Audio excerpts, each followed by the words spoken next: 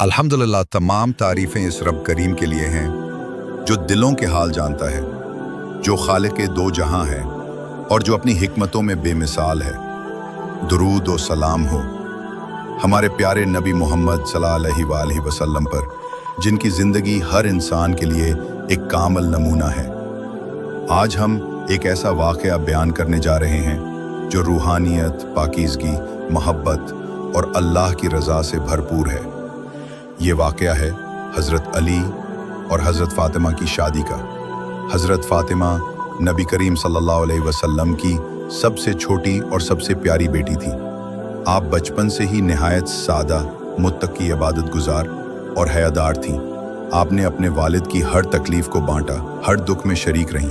मक्का के मुश्किल तरीन दौर में सब्र के साथ साथ नबी के साथ खड़ी रहीं। जब मक्का में जुल्म और सितम की इंतहा हो गई तो हज़रत फ़ातिमा भी मदीना हिजरत कर गईं। मदीना में आपका सारा वक्त इबादत, खिदमत दीन और सादगी में गुजरा।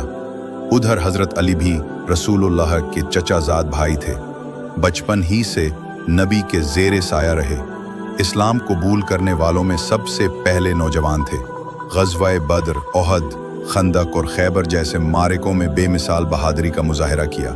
लेकिन आपकी ज़िंदगी भी सादगी, ज़ुहद और तक़वा का नमूना थी। जब हज़रत अली के दिल में हज़रत फ़ातिमा से निकाह का ख्याल आया तो वो शर्म व हया के मारे बराह रास्त नबी से कुछ न कह सके। कई दिनों तक तज़ब्ज़ुब में रहे।